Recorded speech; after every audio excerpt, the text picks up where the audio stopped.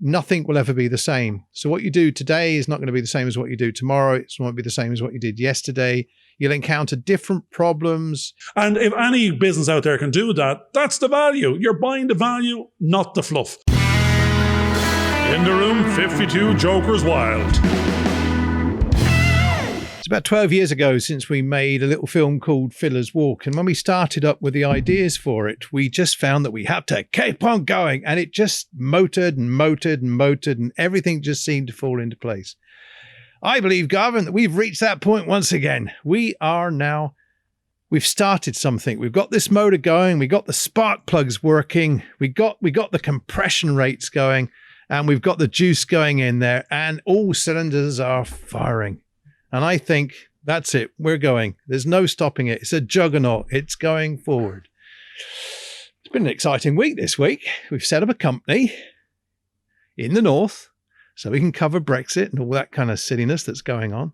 We've got better ideas of where we're going with the whole project at the moment. Everybody we're talking to, when we explain the model of what we're doing, they're enthused. They want to get involved, and we're building up this catalyst of something big that's going to happen within the next year. I know it. Summertime. You're talking about summertime. I'm talking about summertime. We'll see. Something's going to happen. It always will. And even with what we're doing at the moment, there's something happening, and we just have to keep on going.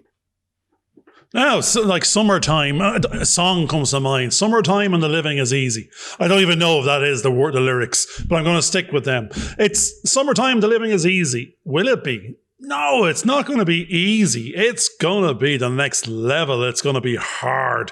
We're aiming. It's not that it's hard and bad. It's our whole journey is to create 30 jobs. You know, and not one of them exists without the other. There is no less than that minimum. It's going to be, you know, actors, crew, you know, students, admin. Not one part can exist without the other. And summertime, in the summertime, whether it be the summertime of the soul or it's next year or the year after, the more likely time that we will be running something is in the sunny days. It's not going to be the dark, the dank, and the winter months where, you know, winter is coming is that other Game of Thrones. We're going, it's not winter is coming because that was actually foreboding. It's summer. It's springtime. You know, for Hitler, summertime is on the way. But I think it was Mel Brooks' Springtime for Hitler. But it was a good tune and there was a good little dance in it. And it was a jolly film. Actually, I think that film, if I remember back right, they were trying to make a film that would actually, the producers, it was meant to fail. They were designing it to be a tax break flop. And then they turned it into a musical and the bloody thing became a success. It was going against what was meant to be, but the actors didn't know that maybe. And they gave it their all and it became Summertime for Hitler. And it became the producers and it became a sensation. We're looking to become a sensation with our summertime. Well, not for him, but maybe for us. I can't even remember if it's springtime or summertime. But back to summertime. We're aiming for the summer. It's not a time, it's not a month. It's the brightness, the warmth, the good times. We're aiming for the good times. And what good times look to us is the Academy is up and running with first innovative set of students involved, and our practitioner mentor masters are there. They're all signed up. They're signing up right now to be on the panels, to be involved with this innovative, disruptive way of delivering our experiential course in this micro production space. So we've got the language. It's 40 people running around doing their jobs. These jobs don't currently exist. So for this to exist, there's 40 people getting paid to do something they love. There's a lot of students paying to get the best chance of getting into the industry they want to get into in this avenue and route too. If we do what we say on the tin, it materializes on a switch of a button. It turns on at this level of activity that makes sense and produces something meaningful, both on a skill development level and learning and job in terms of the master practitioners, cast and crew. So everybody will be singing along to spring. They'll have a spring in their step, and they'll feel like summertime because it'll be bright and warm. They're getting paid. They're creating content. They're enjoying their new relationships, and they're going on a journey. There's no winter is coming. That's where we are. So that's what's starting to have developed in the last couple of weeks. We can see what summer looks like, and we're looking forward to summertime. Yeah, and you've just reminded me of us springing forward, as we will do. We'll spring forward, as one of our episodes was all about. But I think that's quite interesting, because you talked about it being a disruptive model. And I believe, having seen what we've seen happening in the industry at the moment, we've seen how disruptive COVID has been. All the cinemas are shutting down. The revenue streams are changing. The streamers are benefiting. The cinema, as we once knew it, is on the demise potentially. But there is a need and a hunger for more and more content, because people are watching it left, right, and center. They can't consume enough of it. So there is a demand for it. And it's interesting to see that what we used to watch about 20 years ago were TV series that lasted for about 24 episodes. We now see seasons lasting for about 10 episodes or thereabouts. And what I've started to notice even more recently on Netflix is some series are only half an hour long. They're not even 45 minutes. They're half hour, 10 episodes of those. And in our model, we can produce those kind of things. What I think is really, really good, having spoken to a couple of producers even today, one of the producers was saying that they had a young fella come out to make a video and interview them, and they said how much they really enjoyed, but they wanted to make a documentary. And when my producer friend started talking to him, he realized that they hadn't a notion about how to go about making a documentary. And he went and explained that process. He went back to basics, the basic principles of how to make a documentary, research and storytelling and all that kind of stuff. And Garvin, you'd said to me, well, it's all about how many people do you get involved? And I said, he doesn't even know the basics to understand how many people he will actually need. He hasn't got that knowledge. Another colleague of mine is also a producer and does lots of different areas, works for the BBC and the likes of. He was saying that his son has spent 2 years doing a master's degree. And in a 2-day shoot that he went with his dad to help out doing sound, he said he learned more during that 2-day shoot than he had on the last 2 years doing his qualification. Which is the same issue that we were finding when we were down with the Screen Island people at one of their seminars, where the industry was saying, we actually don't know what our jobs are. We don't know our job roles. We don't know where the demarcation lines are. We don't know what happens. Education was saying, well, tell us what we need to do so we can help you train the people. And they still couldn't interface. They still couldn't communicate. And I think that was a conference that we went to about 2 years ago. And what we're seeing is the old silo way of doing things, where they're still pulling courses off the shelf, where the majority of the time they're stuck in a classroom doing what they class as a masterclass, where somebody is just sharing their experiences, but they're telling. And this is it. They're just telling everybody how to do it. They just tell. And the first rule of storytelling is don't tell, show. Show us, don't tell us. You've got to do it practically. And that's what happens. If someone tells you a story, it's boring. If they show you a story, you can interact with it and engage with it in a way that you can't if you're just being told. It is an interactive process. And the best way to learn is not being told how to do something, but being shown how to do it so you can repeat it and go through that process again and again and again. And I think that's what's important. We are developing a model that is experiential. You will experience making a film. You'll experience the heartaches. You'll experience the joys. You'll experience the accolades of working as a team of people and enjoying that whole process as a family, as a community of filmmakers.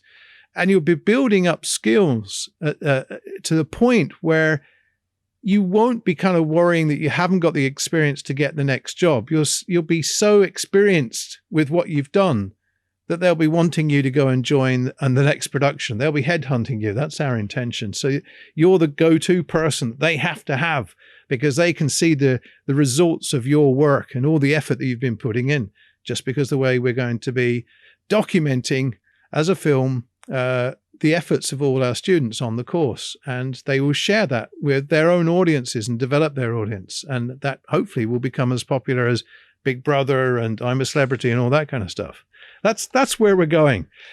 And that model is becoming really crystallized in our mind, that we're now becoming very efficient in sharing that story with other people that we want to get interested. And we're energizing them in quite like a spark plug.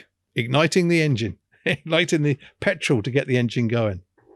Now, what's interesting is I'll go back round to that wording, show and tell, because that's what's starting to happen. Like you're talking to your director, producer friends, because your background is the film industry and film education, and I'm talking to accountants and others but they also understand business plans and business ideation, and their wording is normally under the guise of show me the money, show me the money. You're showing me the cost, show me the money, show me the profits. What does that mean? Actually, jobs.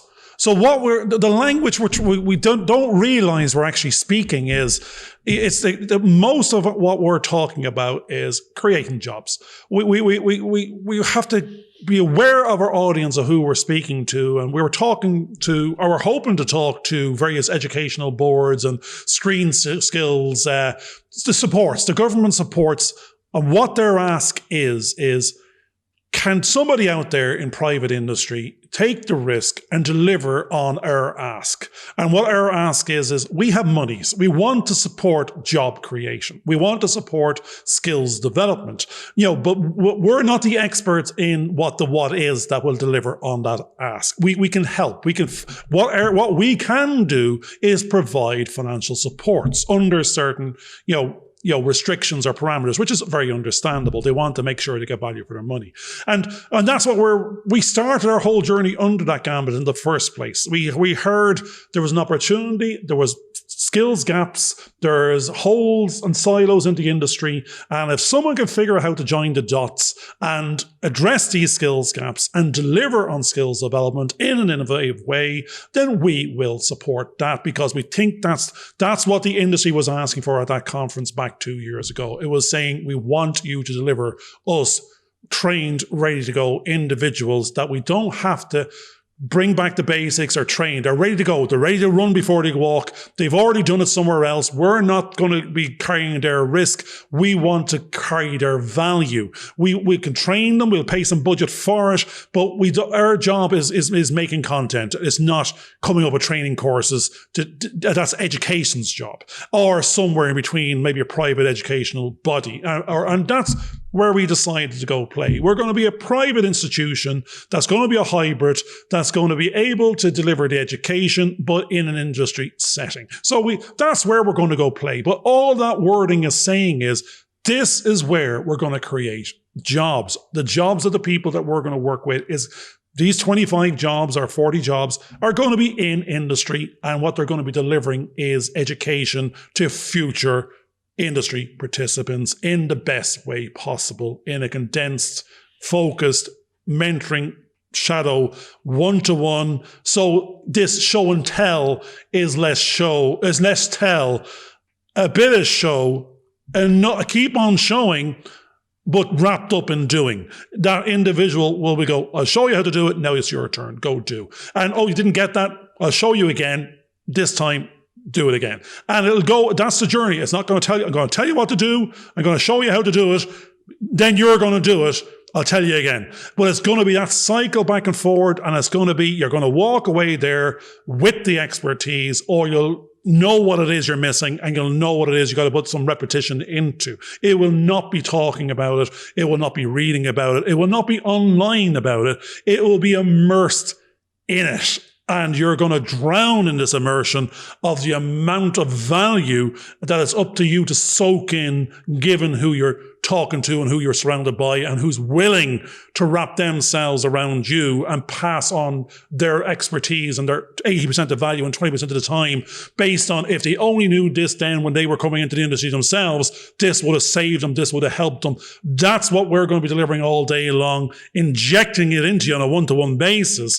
And if any business out there can do that, that's the value. You're buying the value, not the fluff. And we're very, very excited about it. And this is where we're saying our elevator pitch is becoming very, very focused according to who we're talking to. And they're getting excited about it. And they're immediately, the words coming out of their mouths are, stop telling me about it. Show me it. Where is it? Can I sign up? Can I do that? Can I be part of it? And that is the sentence we're hearing. And we're going, it's great. We're expecting this rejection. We're expecting people to go the critique route, and it's not happening. Now, again, I'm very tall. They might be afraid of me. They might be afraid of George. They don't want to hurt our feelings. we're looking for the critique. We're looking to find a critique and fix and build and pivot and build on. We don't want affirmation for affirmation's sake. We want to understand that this is something they're excited about. They get it. They can see, they immediately can visualize what we're talking about. And that's very, very exciting because that's the language anyone has to use. If you have an elevator pitch and they can visualize it, and not only visualize it, they start picturing themselves in it, then you're on the money. They're starting to go, when can I do this? That's where we are. And now we're trying to accelerate because we're already disappointing these people because we're not already there. So we need to pick up the pace and so we can fill these seats because they want it yesterday. They've needed it for the last 5 years. The industry needs it. People need it. Pandemic, we need it even more. There's nothing here that's stopping us or making us feel disheartened. We're getting 2 years in, we're getting more and more and more excited. And I think that's great for us. But then you're going, show me. I don't know what the hell you're talking about. So that's where we got to get, we know you're not even there, so we don't have to show you. There's no audience. But if you are there, go listen to the last 50 episodes and you'll understand. Back to you, George. I think what's actually quite fascinating as you were talking there, going through it, I was actually getting images in my head of people solving problems on set with cameras and with actors and trying to work with the actors. And although we're doing cycles, which in their normal sense would be almost look as though it's a repetitive thing that's going on, that's the same time blocks, the same whatever, each of those time blocks will have a unique situation within it because nothing will ever be the same. So what you do today is not going to be the same as what you do tomorrow. It won't be the same as what you did yesterday. You'll encounter different problems. You may have the same actors during the period that you're working with, but they'll be encountering different scenes, different emotions, different lighting, different camera setups, even though you're using the same gear. So you're now becoming so familiar with the techniques that by the time you've gone through the first cycle, it should be kind of second nature. But then you've got opportunities to demonstrate, and the creativity will then come in. We're still limited by the time constraints, but because people will get used to that and they'll speed up their processes, they'll start to use things imaginatively like a canvas, which is still the same little sort of rectangle, and it's still limited on the space, but they'll become more and more creative with how they use that space to actually let their voices out and show people what they're actually doing. And at the end of the day, that's what it's going to be. It's going to be a record of what they're capable of doing and how they can express themselves as filmmakers within the constraints that filmmaking actually does. Because even though it's a kind of art form, it's a craft form, it is a business, it is an industry, and industries work like engines. And you have, as long as you've achieved the job that's required of that day, then technically you can move on. But there will be a little bit of buffer to allow people to try different ideas. But the key thing is to make sure that the film is made, it looks good, it's successful in its execution, that it could win awards here, there, and everywhere. That's what we want to do. We want to take things to the next level. But we're going through a kind of process, I think, at the moment where there is the hardship that the pain that we have to go through before we get the gain. I think Garvin would have mentioned before. But we're going through that. We're going through the paperwork. We're going through the administration. We're doing these films in the meantime because we want to keep a consistency of our presence being there, even though it may seem as though we haven't got an audience at the moment. We do have an audience in one area, and we're now starting to see how we can drive that audience into another area that we want to start to build up the viewing and use that as a way of demonstrating that we can build up an audience. I think that's quite important. We don't know everything. We're learning. We're hoping to bring people on board that can help us with that. And we're already getting people sort of suggesting to us how they can help us move things forward because they believe in what we're actually doing. And I think that's something that you've been doing, Garvin, with a few colleagues, and I'm doing it with, they're excited. Everybody's excited. My wife believes in it, and that's I'm not being criticized. That's hard to believe. So that's hard to believe as well. And that's not a fairy tale, but that's true. I'm still here. I'm still alive. And she's actually encouraging me. She says, no, I can see where you're going. I believe it. But she wants us to show her what we're doing as well. And that's important to keep those people around us, keep the family members around us, excited about what we're doing, because it is a bit of a long, hard slog and it may seem risky, but we're trying to minimize that risk in what we're actually doing and push forward. And I think we will. There's a lot of filmmakers out there that aspire to do what we're actually about to allow them to achieve as creative people, to express themselves through the art of filmmaking. And we will be looking for an audience. And I think that's what's going to drive that audience, that audience, one as viewers, but another as participants, and the third one as mentors who have a wealth of experience behind them. And some people we're talking to at least 40 years of experience of the whole industry. They've seen the ups and downs. We may be going through hard times at the moment, but there's been hard times in the past, and those people have gone through, they've marched forward, they've been persistent, they haven't let things knock them, and they've carried on making films. It does get harder, and it's going to be harder in the future. But if you think outside the box and you don't just follow what the rest of the sheep and the crowds are doing, they're following what they think is a familiar path. And unfortunately, the gates have been shut and they're just piling up in a big block of sheep, just sort of getting stuck there, not being able to move forward. We've got to think outside the box. There are always new opportunities. There's no box, George. There's no box. That's it. Well, that's we're so far outside the box. It's ridiculous. We've got to go find that box. There's no box that can keep us. This is Pandora's box.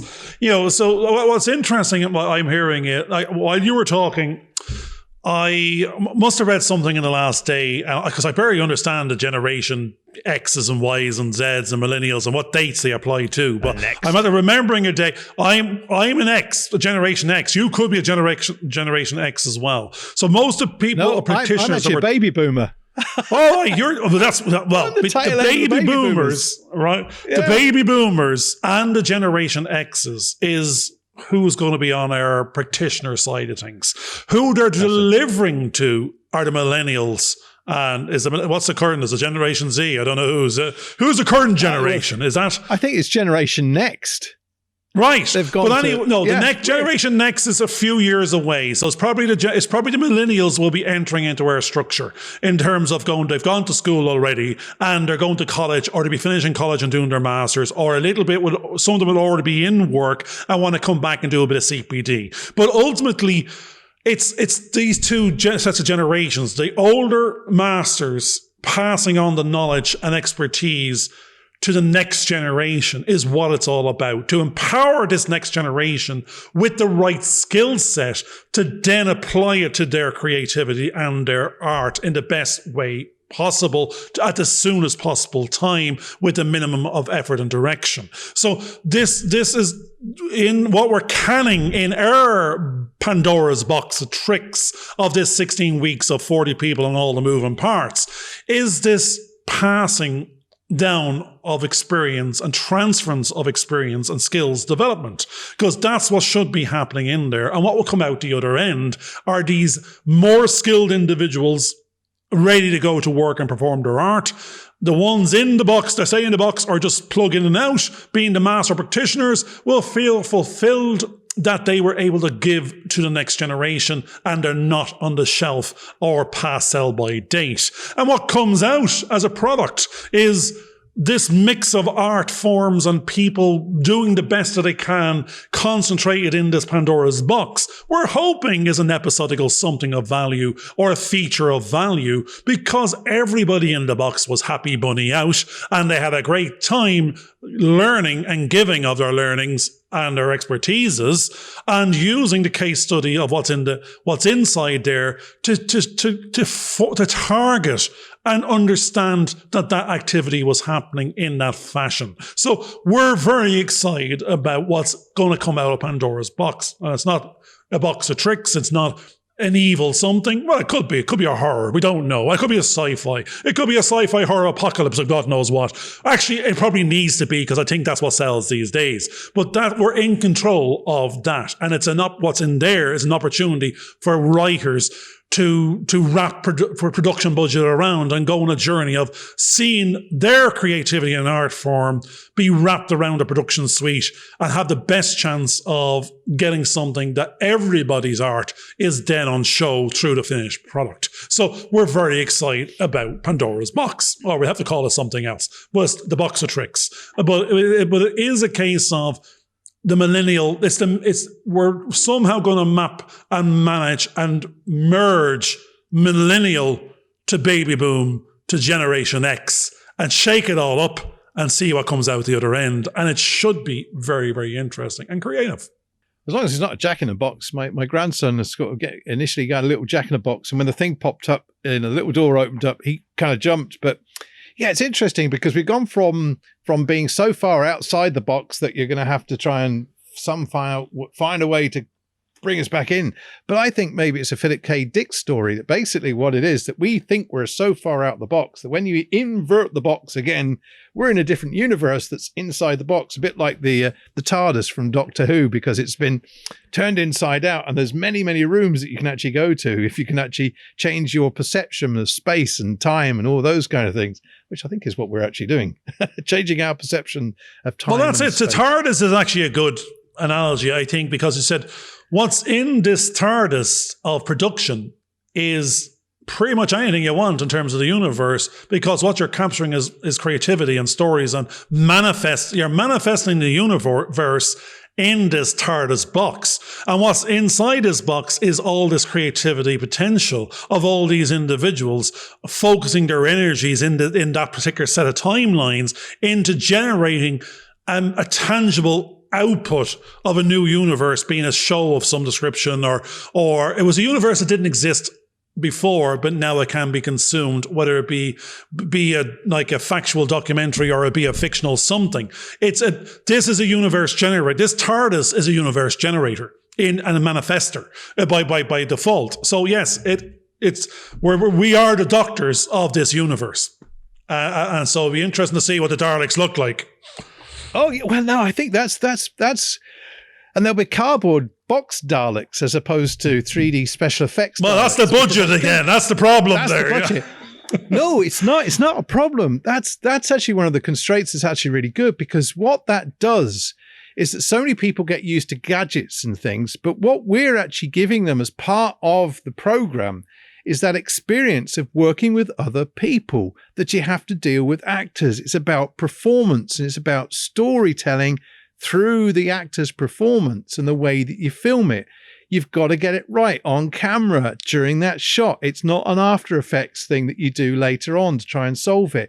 You make sure that everything's in the frame, and that helps keep the budget down. If people can work that way, then they'll be less reliant on what's often happens is they say, oh, the editor can sort it out. No, the editor can't. If you've not done it properly in the way you've shot it and recorded sound, you're creating a nightmare for the editor, because they've got to do 10 times the amount of work that you could have actually solved on set. And I think that becomes important. I was talking to you earlier on, Garvin, about I'm doing this counseling course, and I had to play a couple of different characters. And I say I had to play a couple of different characters. It was supposed to be me, but I actually found myself taking on a different personality or a different person created from some experiences I'd actually had, and used that to tell the story. And I suddenly realized, whoa, this is a great way of actually working with actors to get them to play the character and then counsel the character to find out how they might solve problems within the story. Now, a lot of people don't know how to work with actors. They don't know how to get performances out of actors. But there's a great little tool that you can actually use. And those are things that we can help with experienced directors and with experienced crew to work on how to get it so it's a performance-driven film, not a special effects boring one. I mean, I was talking about, I'm watching something at the moment that's been going for about 5 years called Orphan Black. And what I'm really enjoying is that there's one girl playing 7 or 8 different characters. and they're not the same. You actually could believe that that's a different person playing those characters because her performances for each character is so. Now, is she getting paid 7 times is what I want to know. Yeah. Well, she's winning an Emmy Award, so maybe her rates are going up, and that's the reason why we need to find a multi-schizophrenic actor. Therefore, they just play themselves, and we're laughing. We just have to pay one of them. Well, it's really good what they're doing, but it is performance driven. I'm sure there's special effects in there because they have the same girl in the shot 4 or 5 times, and you're trying to think, oh, that's a bit complicated. But I'm sure there's a way about it because in the olden days, as they talked about it, they used to have people playing double characters, and it's the way they kind of shot them. They had twins and all that sort of stuff. So again, it's back down to that creativity. It's how do you tell a story with the limitations that are being imposed. And quite often what we're really interested is the human interaction that's going on and in the story and behind the cameras. And we'll be actually capturing what's going on, the problems, like, there'll be a crew going in there, sitting in there, and there might be a pause going on, and the camera crew might go up to the documentary crew may go up to one of the participants that's involved and say, what's going on? Oh, the director suddenly found there's a problem with the script and he's trying to sort it out with the actors. And if we don't get that sorted out soon, the light's going to go down. It's going to be nighttime and we'll lose it. The drama in the drama and outside the drama is going to be fascinating to actually watch. And I think I'm getting excited even thinking about it because no matter what happens, even if there are tensions and stuff going on, it creates drama for another piece of content that we. Well, that's like Gogglebox, as you're saying. It's life. It's you're capturing these moments, and if these things aren't happening, it's too simple. It's too straightforward. There's no actual push or growth because it's. Yeah.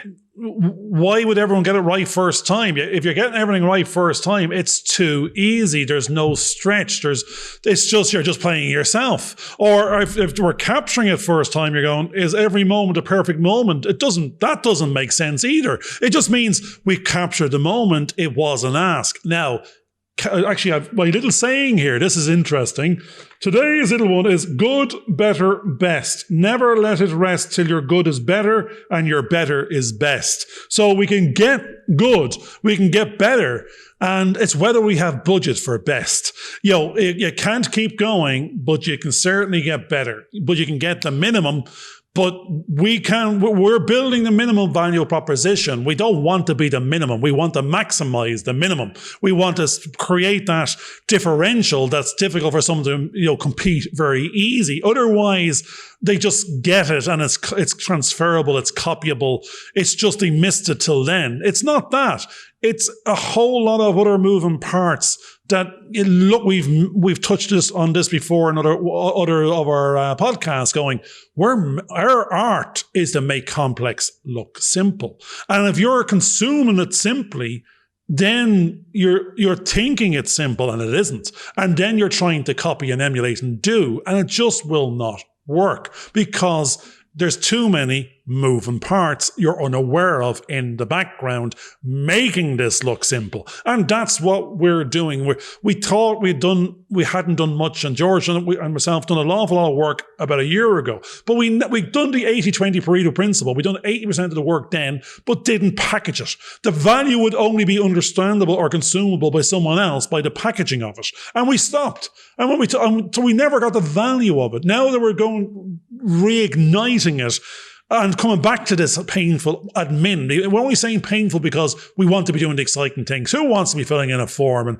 doing documentation and controls and processes and validations? And, somebody must love that somewhere, but it's not us creatives. But we have to do it, and we will, and we are. But we've realized, we've already done 80% of it. We just have to package it. We have to present it. We have to brand it. We have to make it consumable and understandable that the quality is in there and the value is in there and the complexity is in there, but it's been simplified enough for them to understand that it is there because you couldn't arrive at this simple answer had you not gone through this complex journey. And that's where we're getting our confidence back now. We know someone can't just copy the answer because the answer has to have 200 pages behind it of questions and answers to that. And that is what we've realized, that we are further along than we thought. we need to now package the value so we can go on a show and tell, because we've been telling them before that we're doing this. But telling someone you're doing something doesn't actually mean you are, in the absence of the evidence of the fact that they can see it and understand it and can see you doing it. And they catch you in the act of it. And then it can actually register in their brain. So no more show and tell. With no more telling. We're moving to showing. We actually have been doing an awful lot of showing in these videos and podcasts. The show and tell is the video and the podcast. That's our little chat to the world going, this is what we're doing if you care to watch. And if you look at all the episodes, you'll actually get a bigger insight because it's hidden in each chapter. It won't be evident from any one. But if you go on the journey, you will have already learned something. Actually, we were talking to something interesting there the other day. There's a Facebook group out there that would love some mentoring for their film industry members. And they're asking, let's say, George, would he like to give some of his time and be a mentor? And then we suddenly realized, we can do better than that. We've got 52 shows of mentoring. That actually would have been the very thing we would have told them had they been in front of us. We've actually packaged it so you can actually give it to everybody at once. And they can go off and consume that, enjoy that at their leisure, come back with their questions, and that'll be a better mentoring session than wasting their time, both ours and theirs, with going through 50 hours of something which is already available. So we're very excited. We'd already addressed all the questions before they were asked for that particular industry and group. To such an extent, we've packaged it, wrapped it, and now we just have to show them where it is. But they need to consume it. They need to educate themselves in this online listening, auditorial, visual space. But that show and tell learning only empowers them to come up with the right questions, if that makes sense. We're actually now, believe it or not, at the end of this particular episode. We're about 36, nearly 37 minutes in. So we're going to draw it to a close here. We started about keep on going. That's what we had to do, keep on going. And some of the things that Garvin was talking about there, that we had got going with developing our course plan and syllabus. And then we had to go on and do something else. And we kept on going with that. And now we've had to come back. But it's keeping the consistency, I think, is the key thing. We're excited because we are creating a Pandora's box that is more like a TARDIS than a box. It's not limited by the space that we think it's in. In fact, we think we're so far outside of the box that it's hard to contain us. And that's the great thing about it. And it's hard for us to contain ourselves at this point, but we have to. So I'm going to say thanks for enjoying this show. I hope you'll come and visit us again. There are at least another 50, maybe nearly 60 episodes that you could actually listen to as well. So please come and join us again. And thank you from me, George, and Garvin, Doctor Who, Doctor What, Doctor Why, Doctor When, Doctor How Much. It's the what, where, when, why, and how, and who. And keep on coming up with questions. And it'll drive you to the next set of answers. If you stop, you're dead. So we're excited about the next set of questions. We'll draw a close on that. See you soon. Do what it says on the tin. Follow and share.